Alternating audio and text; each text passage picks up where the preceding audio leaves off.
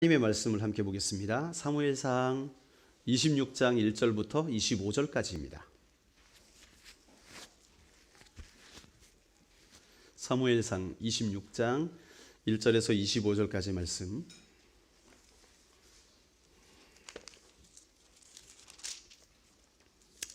우리 한 절씩 교독을 하십니다.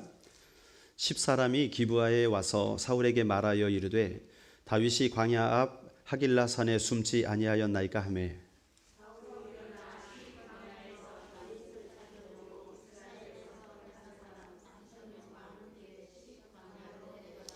사울이 광야 앞 하길라 산 길가에 진친이라. 다윗이 광야에 있더니 사울이 자기를 따라 광야로 들어옴을 알고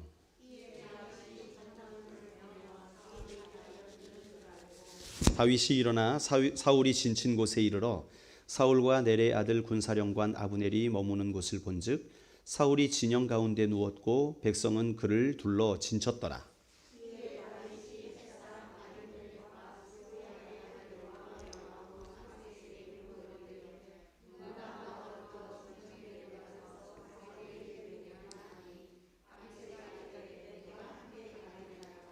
다윗과 아비새가 밤에 그 백성에게 나아가 본즉 사울이 진영 가운데 누워 자고 창은 머리 땅에 꽂혀 있고 아브넬과 백성들은 그를 둘러 누웠는지라.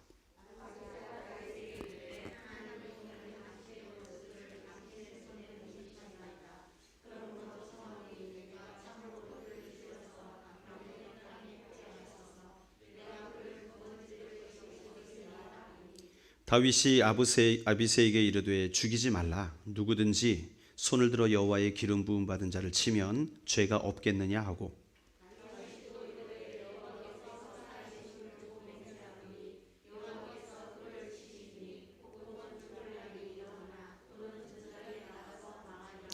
내가 손을 들어 여호와의 기름 부음 받은 자를 치는 것을 여호와께서 금하시나니 너는 그의 머리 곁에 있는 창과 물병만 가지고 가자 하고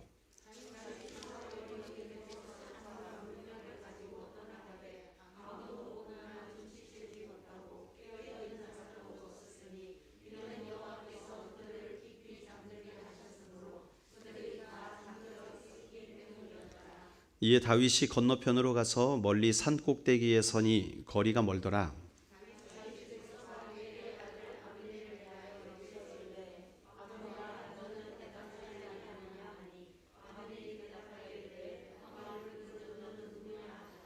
다윗이 아브넬에게 이르되 내가 용사가 아니냐?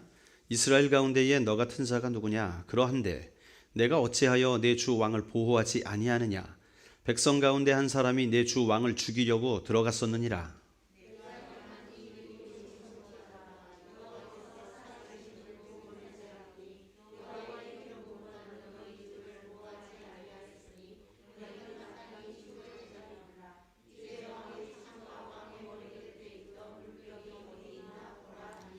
사울이 다윗의 음성을 알아듣고 이르되 내 아들 다윗아 이것이 내 음성이냐 하는지라.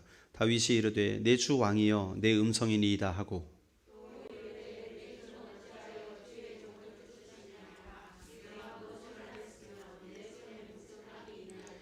원하건대 내 주 왕은 이제 종의 말을 들으소서. 만일 왕을 충동시켜 나를 해하려는 이가 여호와시면 여호와께서는 제물을 받으시기를 원하시나이다마는 만일 사람들이면 그들이 여호와 앞에 저주를 받으리니 이는 그들이 이르기를 너는 가서 다른 신들을 섬기라 하고 오늘 나를 쫓아내어 여호와의 기업에 참여하지 못하게 함이니이다.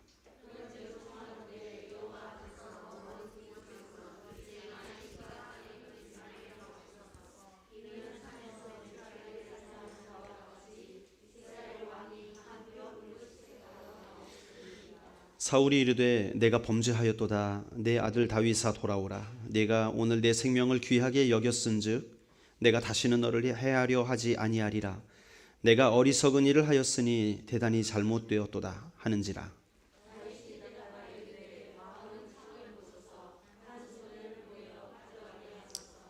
여호와께서 사람에게 그의 공의와 신실을 따라 갚으시리니 이는 여호와께서 오늘 왕을 내 손에 넘기셨으되 나는 손을 들어 여호와의 기름 부음 받은 자를 치기를 원하지 아니하였음이니이다.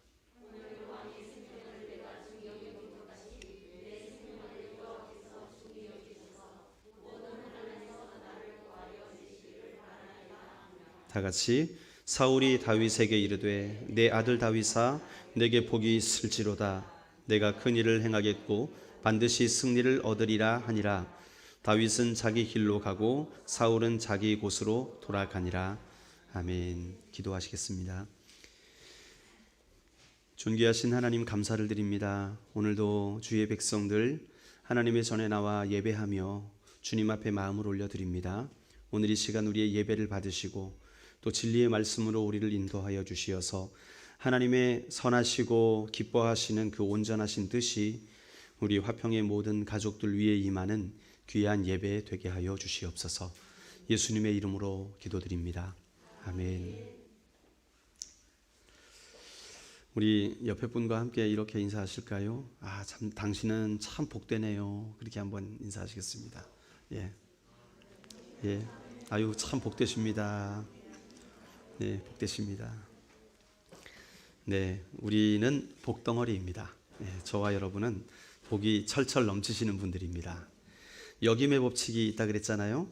예, 우리가 복으로 여기면 복이 되는 거예요. 예, 하나님께서는 우리를 불러주신 것 자체가 그것이 복이라고 하였습니다. 아브라함을 부르시고 너는 복이다 그렇게 말씀하셨거든요.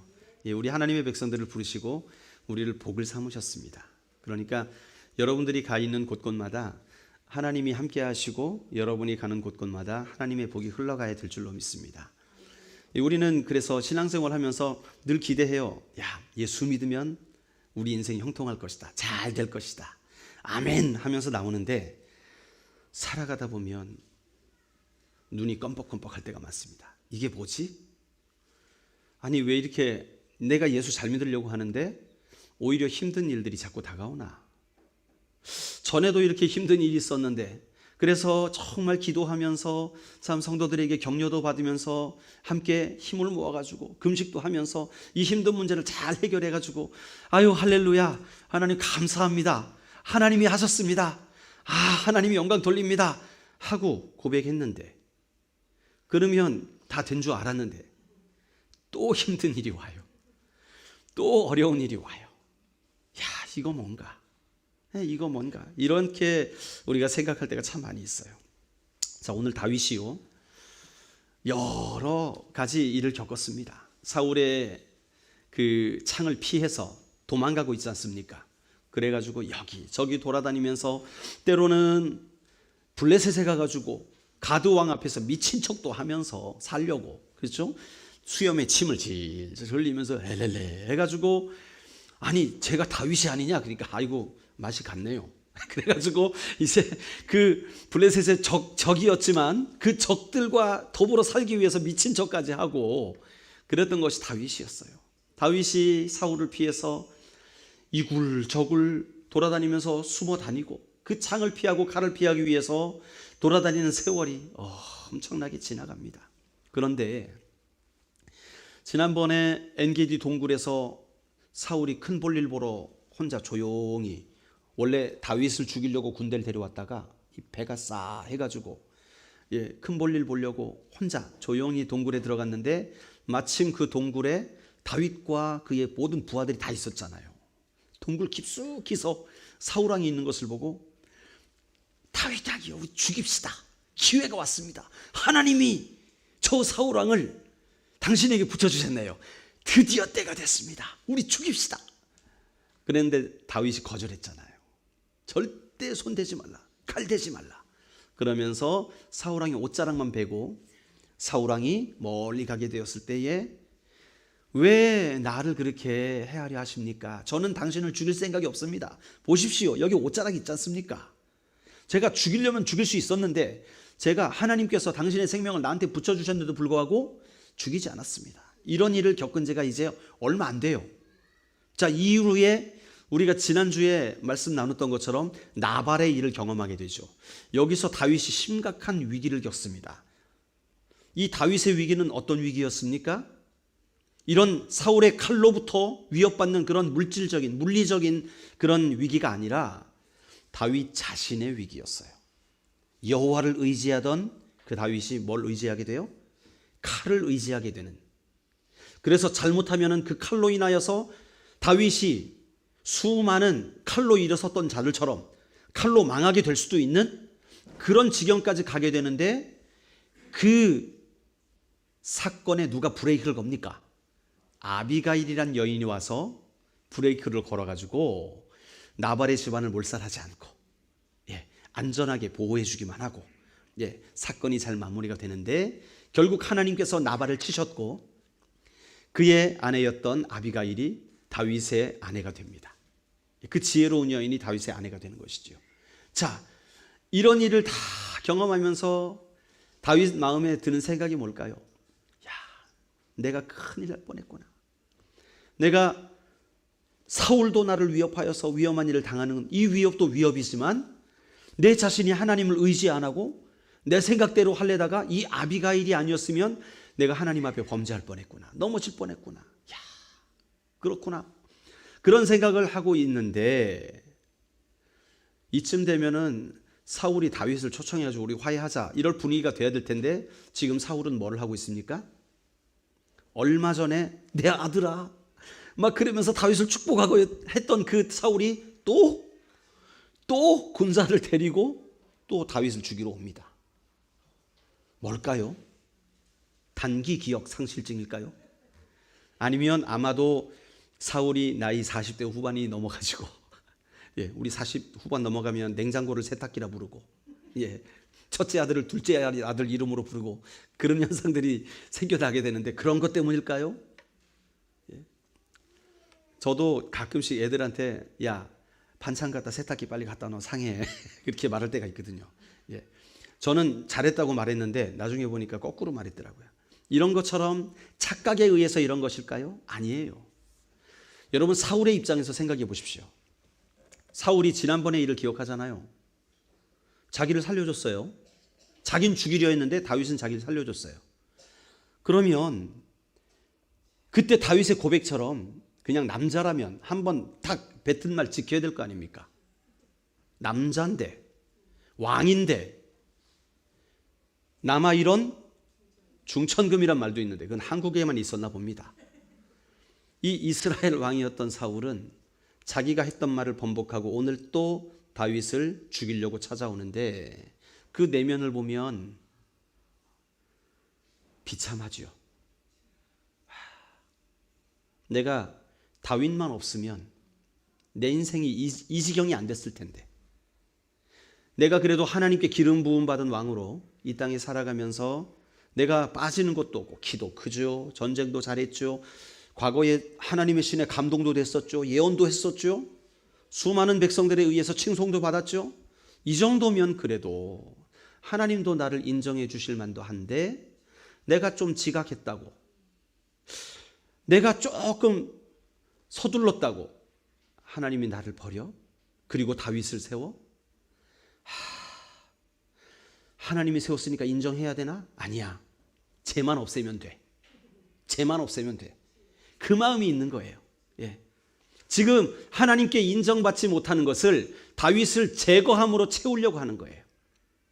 그런데 다윗을 제거하려 할 때마다 상황은 오히려 다윗이 자기를 살려주는 상황이 되니, 이거 참 미칠 노릇이지요.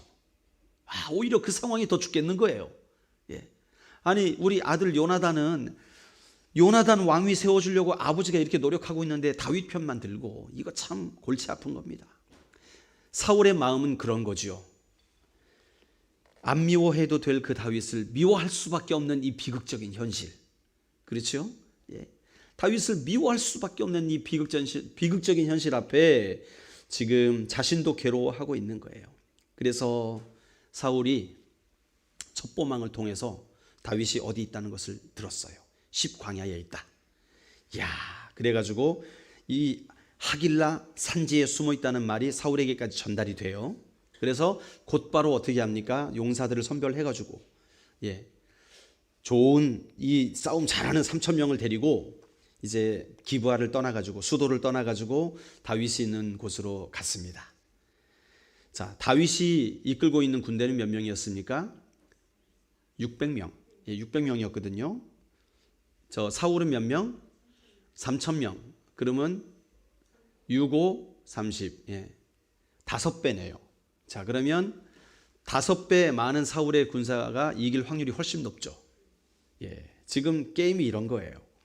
그러니까 다윗은 불리하고 사울은 유리한 싸움을 지금 싸우러 가는 것입니다. 그래서 이제 하길라 산속으로 들어가 가지고 사울이 길가에다가 진을 칩니다. 이제 만발의 준비를 하는 것이요, 전쟁 준비를 하는 거예요. 그래서 이 본문이 이 장소를 묘사하는 걸 보면요, 사울의 군대는요 이 장소에 진을 쳐가지고 3가지로 유리한 지점을 차지를 합니다.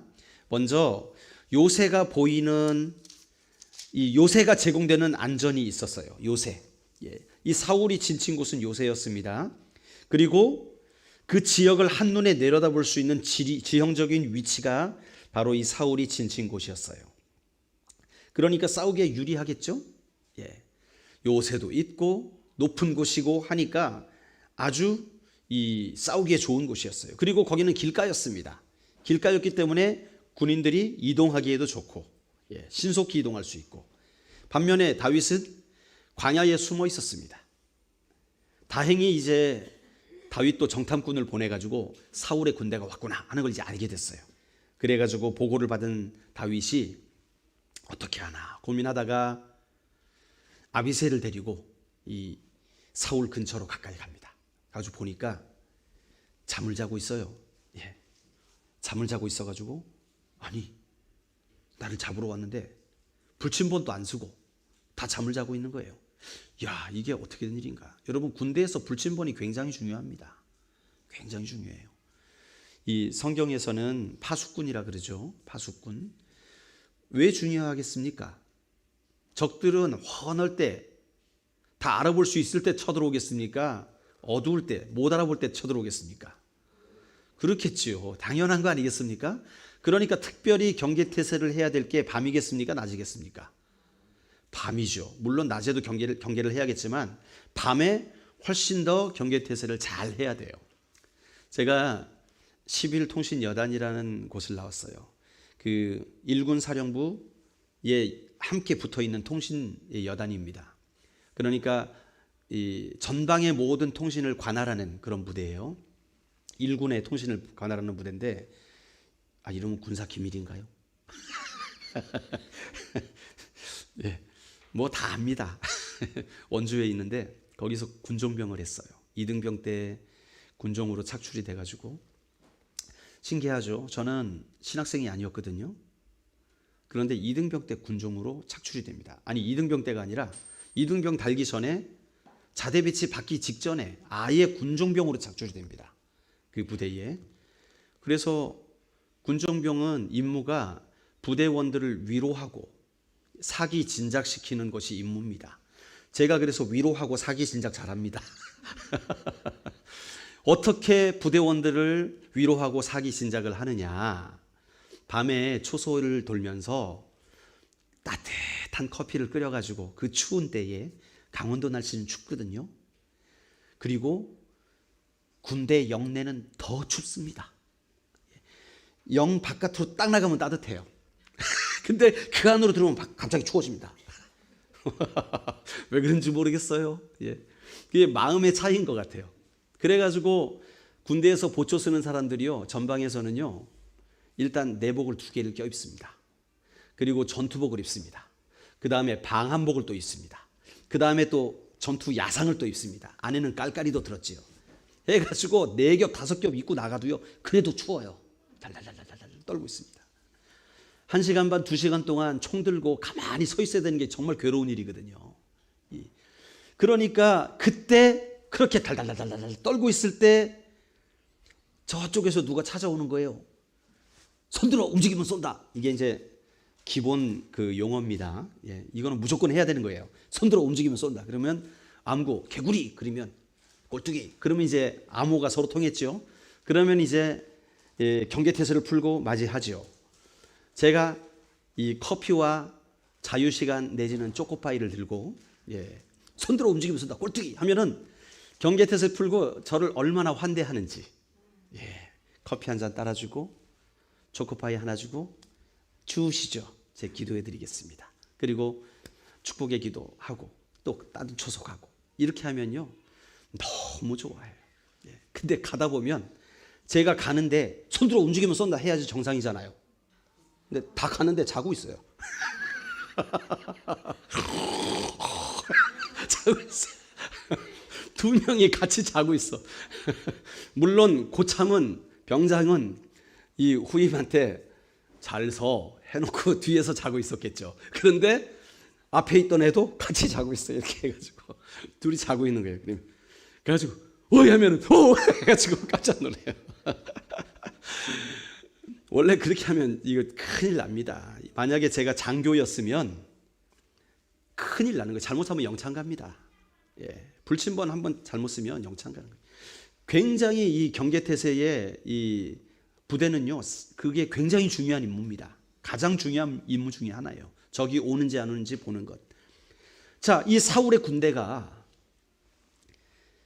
이 지금 전쟁을 임박하고 이제 다윗의 군대와 전쟁을 하기에 임박해가지고 진을 치고 있는 것 아니에요? 그러면 어떻게 해야 됩니까? 경계를 잘 서야 될 거 아닙니까? 보초를 많이 세워둬가지고 밤에 누가 오나 안 오나, 혹시 밤에 공격하지 않나, 이렇게 경계를 잘 서야 되는데 지금 다윗과 그 신하 아비새가 딱 보니까 뭐 하고 있어요? 다 잘 자고 있어요. 사울을 중심으로 사울이 가운데 딱 주무시고 계시고, 이 부하들도 이 사울과 같이 사울을 향하여 다 누워가지고 잘 자고 있습니다. 지금 이런 상황이 지금 펼쳐지고 있는 거예요. 이게 말이 되는 상황입니까? 이게 정말 말도 안 되는, 정말 상식적으로 말도 안 되는 이런 상황이 오늘 본문에 펼쳐지고 있는 거예요. 그래가지고 어떻게 합니까? 다윗이 아비새랑 들어가죠. 들어가서 사울 옆에까지 갑니다. 그런데 다들 뭐 하고 있어요? 잘 자고 있습니다. 숲속에 잠자는 공주가 아니라 숲속에 잠자는 부대입니다. 다들 자고 있는 거예요. 그래가지고 아비새가 다윗이요, 기회가 왔습니다. 당신은 손도 안 대도 됩니다. 제가 창 한 번 딱 찔리면 두 번 찌를 것도 없습니다. 오늘 사울을 당신에게 붙여주셨으니까 이제는 당신이 왕이 될 수 있습니다. 제가 가겠습니다 하니까 다윗이 오냐 그럽니까? 또 노라고 합니다. 안 된다. 아비새는 이해가 안 되는 거죠. 아니 지금 상황을 보세요. 하나님의 관점에서 다윗이요, 한번 보십시오. 하나님이 이들을 왜 다 재워두셨겠습니까? 하나님이 하신 거 아니겠습니까? 여러분 어떻게 생각하세요? 이 상황이 있을 법한 일입니까? 그러면 이 모든 상황은 누가 하신 거예요? 하나님이 하신 거예요. 분명히 하나님이 하신 거예요. 그러면 아비새 생각에, 야 그렇지, 하나님이 우리 다윗을 사랑하셔가지고 이제 사울의 군대를 다 멸하시려고 이제 우리에게 기회를 주셨다. 우리가 사울 옆에까지 갔는데 다 쿨쿨 자고 있으니까 이건 사람이 한 게 아니다, 하나님이 하신 것이다. 그러면 지금 내가 사울을 죽이는 게 맞다. 그래가지고 죽이려고 하는 거 아니에요. 좋은 해석이죠. 그렇잖아요. 상황이 그렇잖아요. 상황이. 지금 사울의 위협을 받고 있는 다윗, 그리고 다윗을 지키고 있는 아비새, 이 아비새에게 펼쳐져 있는 상황, 이 모든 것을 생각하면 지금의 기회입니다. 이건 하나님이 허락하신 기회인 거예요. 제가 죽이겠습니다. 두 번 찌를 것도 없습니다. 오늘이 그날입니다. 그런데 다윗이 no, 안 된다. 여호와의 기름 부음 받은 자를 내가 죽이지 않겠다. 다시 한번 이 다윗의 원칙이 또 나옵니다. 그래가지고 아비새가 가슴이 답답해요. 그렇지 않겠어요? 아니 이 다윗은 꼴통인가? 뭐지? 왜 이렇게, 내가 보기엔 이게 하나님의 뜻인데 왜 다윗은 저렇게 생각하지? 아마 답답했을 겁니다. 답답해 죽었을 거예요. 그런데도 다윗이 못하게 하니까 어쩔 수 없지요. 여러분 지금 다윗이 이 아비새의 그 친절을 거절을 해요. 그 이유는 다윗은 하나님을 경외하는 자이기 때문에 하나님이 세우신 자를 내가 치지 않겠다. 다윗은요 여호와의 주권에 사울의 모든 문제를 다 맡겼습니다. 왜요? 하나님이 세우셨으니까. 그게 다윗의 생각이었습니다. 자기가 사울에게 직접 손을 대지 않더라도 하나님의 뜻이면 하나님께서는 다윗을 등이 처단하실 수 있다. 지금이 만약에 하나님이 나를 왕으로 세우실 바로 그때라면 내가 칼을 대지 않아도 하나님은 사울에게 역사하실 수 있다. 그게 바로 다윗의 생각이었습니다. 여러분, 여기서 우리는 뭘 발견하게 되냐면요, 다윗이요, 이 나발의 사건을 건너오면서 믿음이 더 성장한 것 같아요. 이 장면에서 이 사울을 죽이지 않겠다고 고백하면서 그에게 더 믿음의 확신이 들어갔던 것 같아요. 그래서 어떤 고백을 합니까? 여기 두 가지 가능성에 대해서 예언적으로 말해요.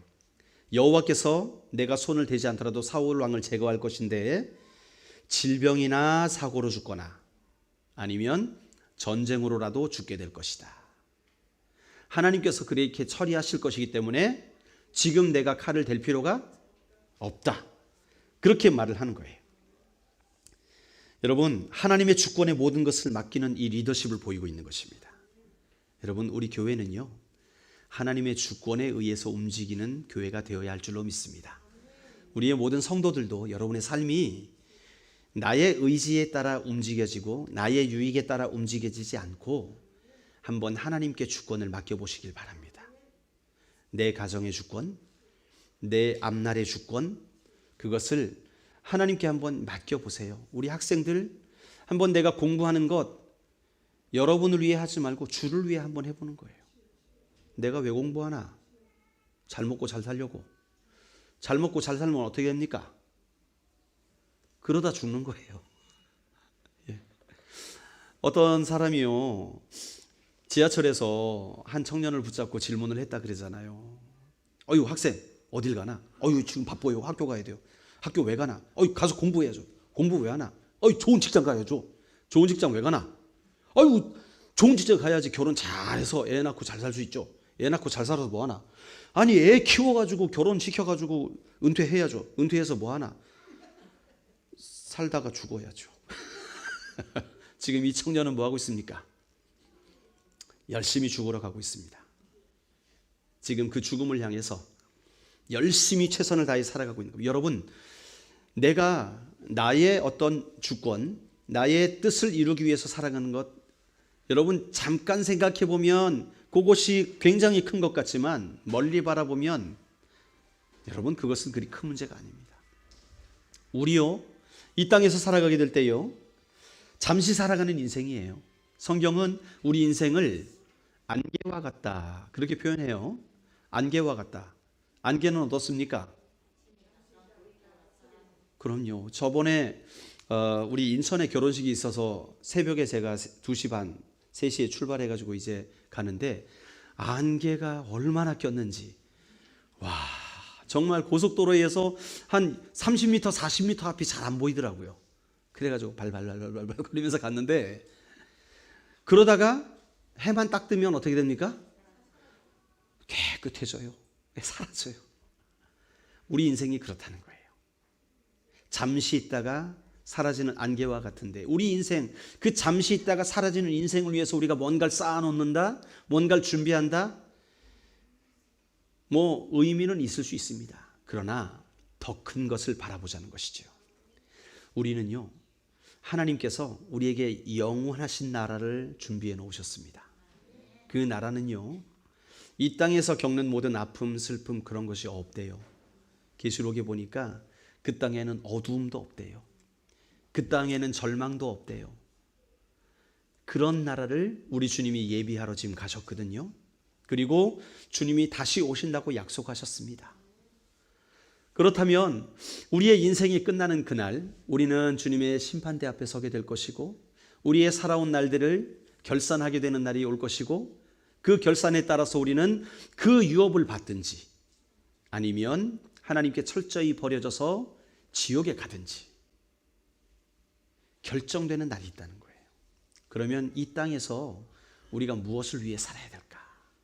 공부하는 학생들이 그렇게 내 앞날만을 위해 공부한다면 여러분 그것은 좀 짧은 생각이에요. 우리가 더 멀리 바라봅시다. 우리가 먹고 자는 것도 공부하는 것도 주를 위하여 한번 해보시기 바랍니다. 하나님의 주권을 받아들이셔서 그 주권을 위해서 하나님의 통치를 누려가면서 이 땅을 살아보시길 바랍니다. 그러면 놀라운 세상이 우리에게 펼쳐지는 거예요.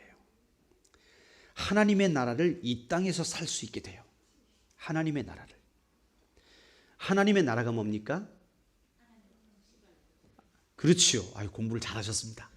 하나님의 나라는 하나님의 통치가 이루어지는 모든 영역입니다.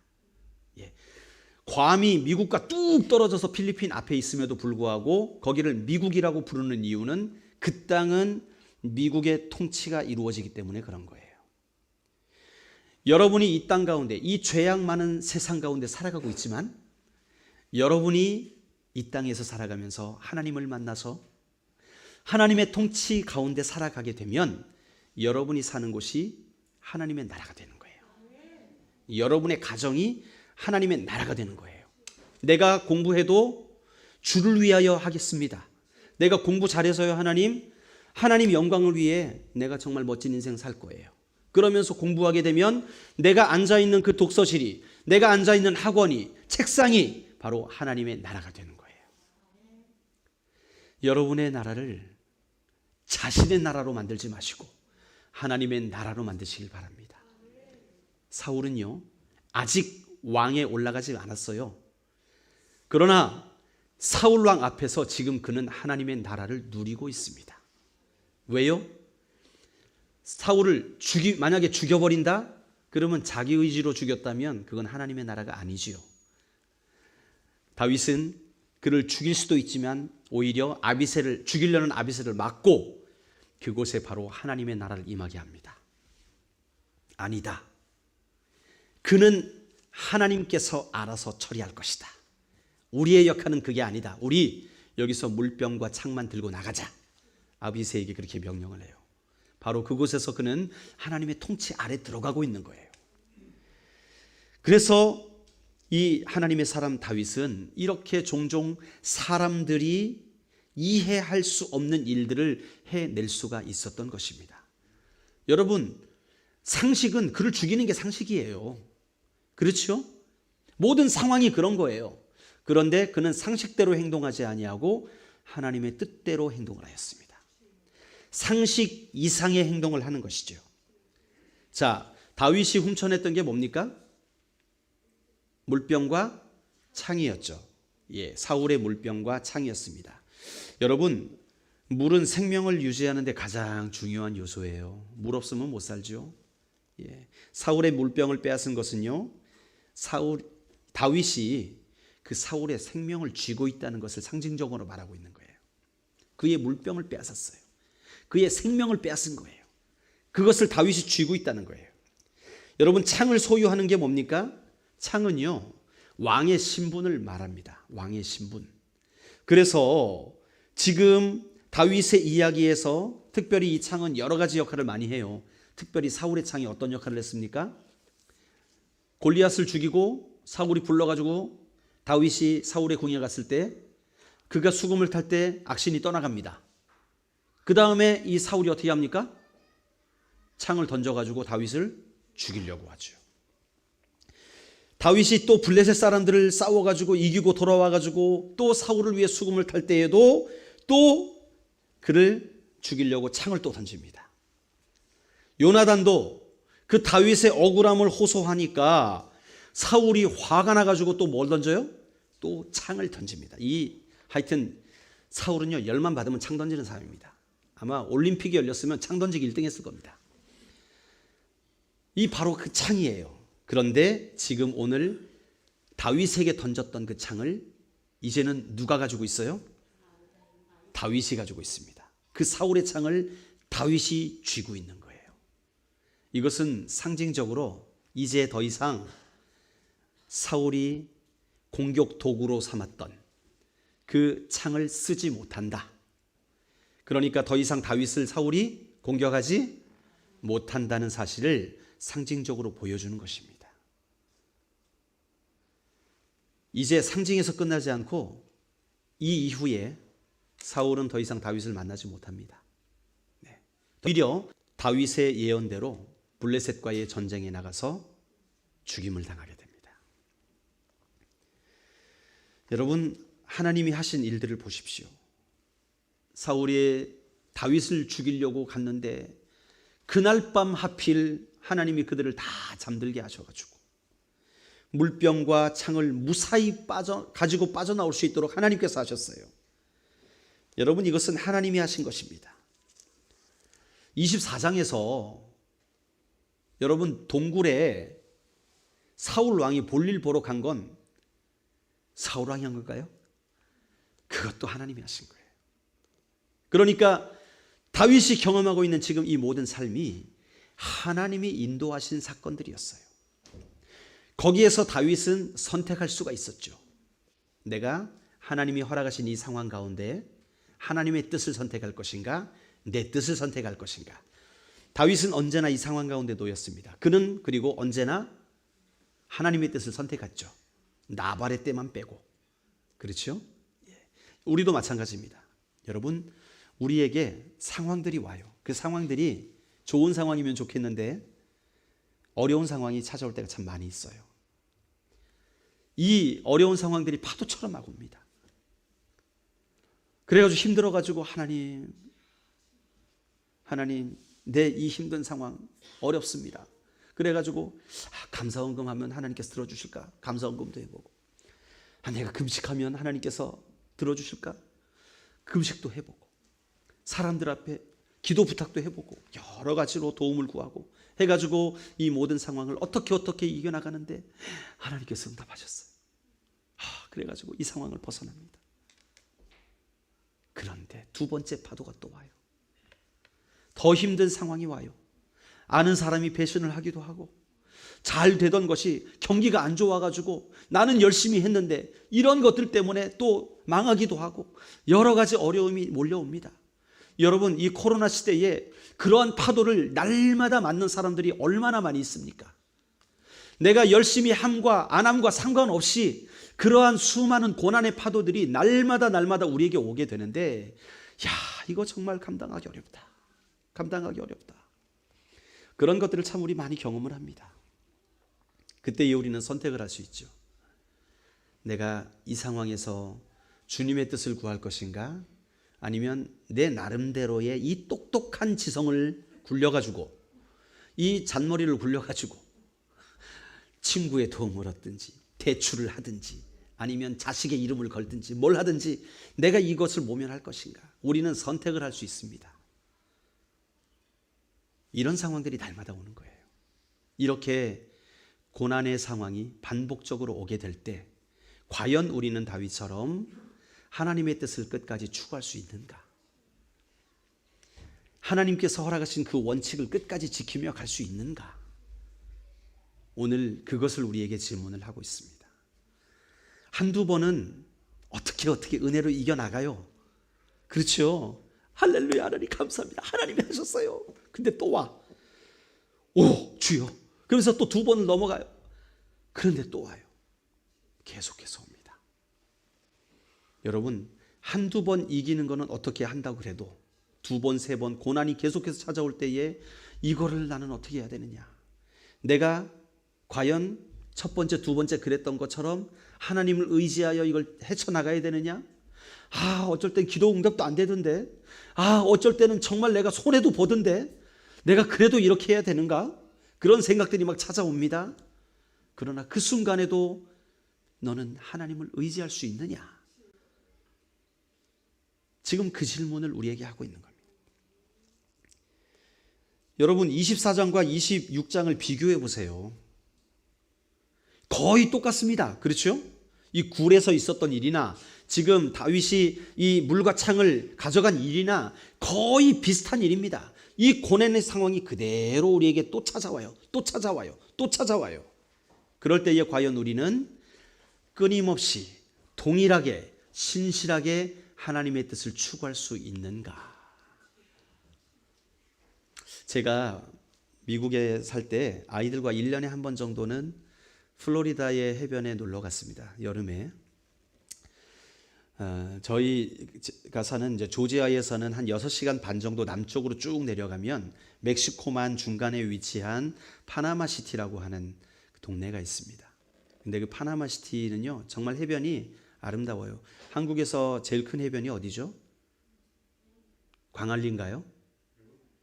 해운대? 예, 해운대. 해운대가 이제 한국에서 제일 큰 데인데 제가 생각할 때 해운대보다 한 20배 이상 큽니다.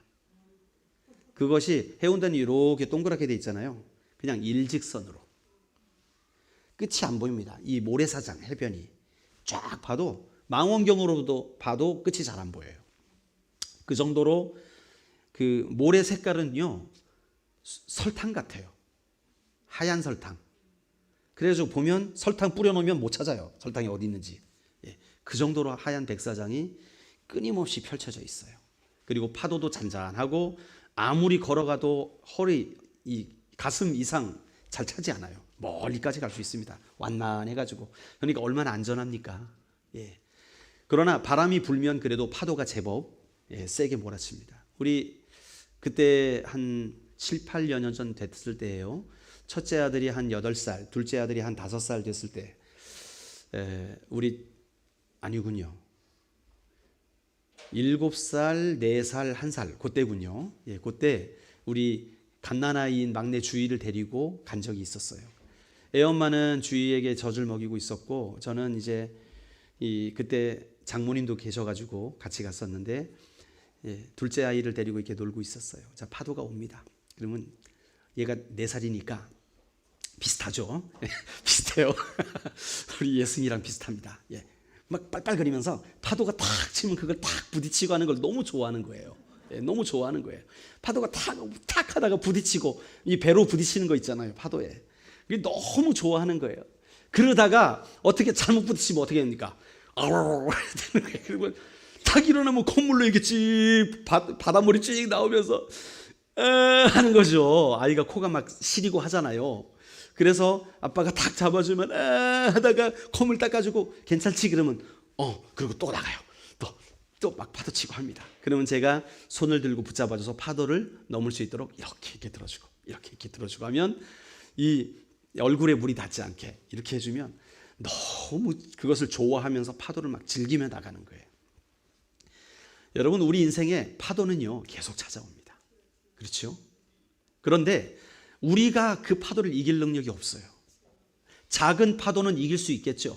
발목까지 차는 파도, 무릎까지 차는 파도 4살짜리, 5살짜리 아이도 이길 수 있습니다.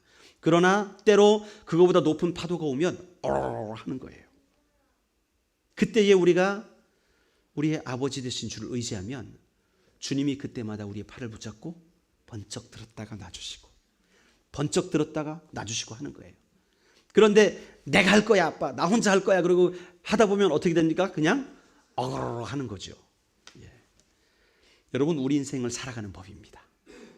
우리 인생의 파도는요 계속해서 와요. 우리 학생들 목사님이 기쁜 소식 들려줄까요? 예. 중간고사 기말고사 끝나면 자유다 생각되죠? 내년에 또 봅니다. 그렇죠? 내년에 또 봐요. 예. 내년 한 해 잘 보내면 잘 될 것 같죠? 고등학교 가면 또 봅니다. 고등학교 졸업하면 이제 시험 끝납니까? 대학교 가서 또 봅니다. 대학교 졸업하면서 직장 들어가면서 다 끝난 것 같죠? 진급 시험 봅니다. 여러분 파도는요 계속 오는 거예요. 그렇다면 이 파도, 이 고난의 파도를 우리가 어떻게 넘어갈 것인가? 이것을 그냥 내 힘으로 내 의지대로 한두 번 버텨서 됐다고 이거 잘한 거지 나는 할 수 있지 자기 자존감에 의해서 자신감에 의해서 내 인생을 살아가다 보면 결국 어느 파도에서 넘어지게 되는 거예요. 반복적으로 고난이 다가올 때 여러분 그때마다 우리가 의지할 분이 있다는 거예요. 그분은 바로 여호와 하나님이십니다. 우리를 지으신 그분 창조주 하나님 그분을 의지하면 우리는 그분의 팔을 붙들고 더 큰 파도가 올 때는 더 높이 올라가요. 또 파도가 와도 또 올라가는 거예요. 주와 함께 날아오르리. 거친 파도 날 향해 와도 주와 함께 날아오르리. 폭풍 가운데 나의 영혼 잠잠하게 주를 보리라. 우리 좀 이따 그 찬양할까요?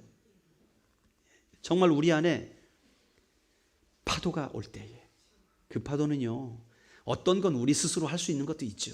그러나 그 작은 파도도 여러분 주님의 손 붙잡고 하시길 바랍니다. 이 찬양 하지요. 예, 준비해 주실까요? 예.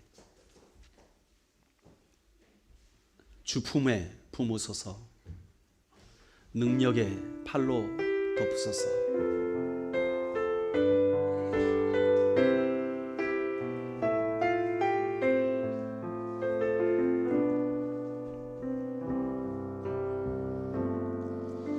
주 품에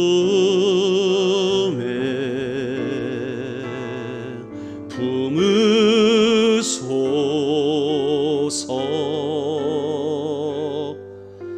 능력의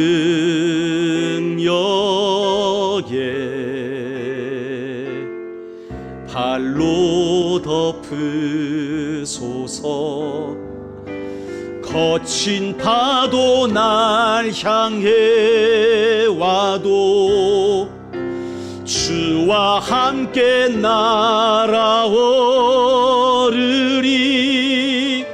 폭풍 가운데 나의 영혼 잠잠하게 주 보리라. 주님 안에, 주님 안에 나 거하리.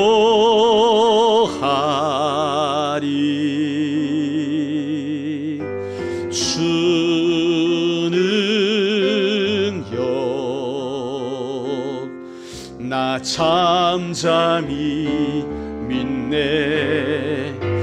거친 파도 날 향해 와도 주와 함께 날아오르리. 폭풍 가운데 나의 영혼 잠잠하게 주 보리. 거친 파도 날 향해 와도 주와 함께 날아오르리.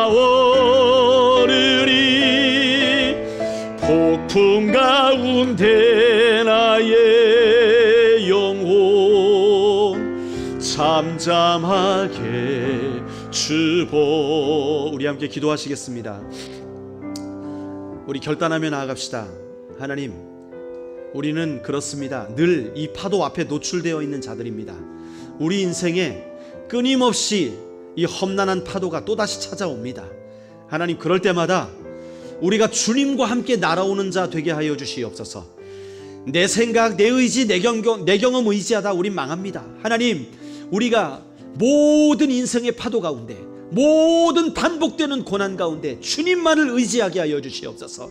주님만 붙들게 하여 주시옵소서. 그 험난한 인생에서 하나님, 나 홀로 고군분투하며 살아가는 인생이 아니라 주님과 더불어, 주님과 함께 주님의 능력으로 사는 자로 살기를 원한다고 우리 함께 합심으로 기도하며 나가십시다. 살아계신 하나님, 감사를 드립니다. 오늘 이 시간에도 하나님 아버지, 주님의 크신 팔을 의지하기를 원합니다. 우리가 주님의 품에 거하기를 원합니다.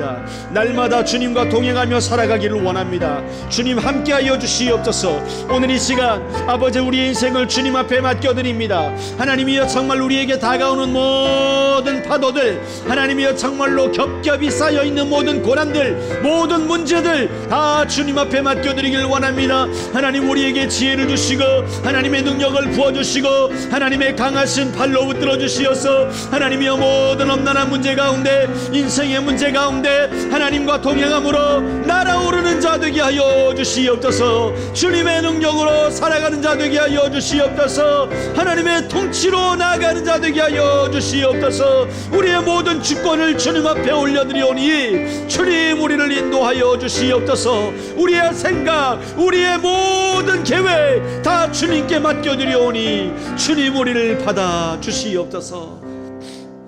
거친 파도 날 향해 와도 주와 함께 날아오르리.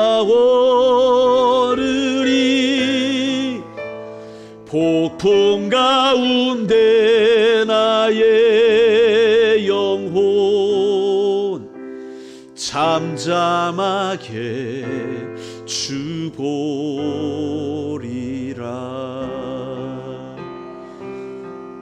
우리의 모든 삶에 하나님의 평강과 의의 길로 인도하시는 주님을 찬양합니다. 반복되어 우리를 찾아오는 인생의 모든 고난의 파도, 하나님 넘어갈 때마다 힘겹지만 주를 의지하여 날아오르는 자 되게 하여 주시옵소서. 우리의 제한된 인생을 의지하지 아니하고 전능하신 하나님을 의지함으로 말미암아 주와 함께 날아오르는 거룩한 백성 다 될 수 있도록 은혜를 베풀어 주시옵소서. 예수 그리스도의 이름으로 기도드리옵나이다. 아멘.